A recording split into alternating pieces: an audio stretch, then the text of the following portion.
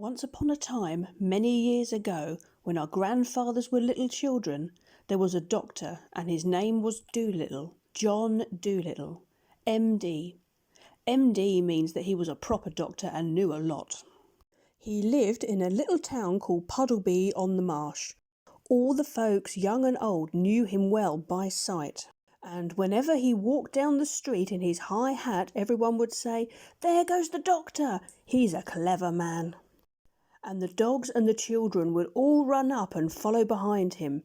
And even the crows that lived in the church tower would caw and nod their heads. The house he lived in on the edge of town was quite small, but his garden was very large and had a wide lawn and stone seats and weeping willows hanging over. His sister, Sarah Dolittle, was housekeeper for him, but the doctor looked after the garden himself. He was very fond of animals and kept many kinds of pets.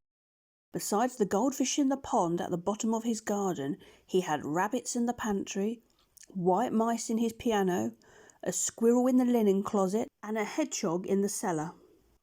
He had a cow with a calf too, and an old lame horse, 25 years of age, and chickens and pigeons and 2 lambs and many other animals. But his favourite pets were Dab Dab the duck, Jib the dog, Gub Gub the baby pig, Polynesia the parrot, and the owl, Tutu. His sister used to grumble about all these animals and said they made the house untidy. And one day, when an old lady with rheumatism came to see the doctor, she sat on the hedgehog who was sleeping on the sofa and never came to see him any more, but drove every Saturday all the way to Oxenthorpe, another town 10 miles off, to see a different doctor.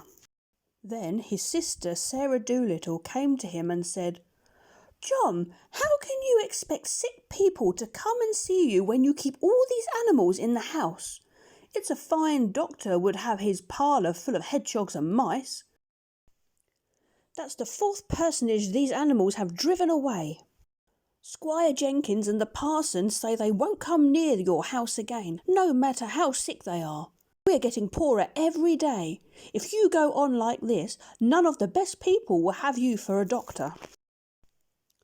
"But I like the animals better than the best people," said the doctor. "You are ridiculous," said his sister, and walked out of the room. So, as time went on, the doctor got more and more animals, and the people who came to see him got less and less, till at last he had no one left except the cat's meat man, who didn't mind any kind of animals. But the cat's meat man wasn't very rich, and he only got sick once a year, at Christmas time, when he used to give the doctor 6pence for a bottle of medicine. 6pence a year wasn't enough to live on, even in those days long ago. And if the doctor hadn't had some money saved up in his money box, no one knows what would have happened. And he kept on getting still more pets, and of course it cost a lot to feed them, and the money he had saved up grew littler and littler. Then he sold his piano and let the mice live in the bureau drawer. But the money he got for that too began to go, and he sold the brown suit he wore on Sundays and went on becoming poorer and poorer. And now, when he walked down the street in his high hat, people would say to one another, "There goes John Dolittle, MD. There was a time when he was the best known doctor in the West Country. Look at him now. He hasn't any money and his stockings are full of holes." But the dogs and the cats and the children still ran up and followed him through the town, the same as they had done when he was rich.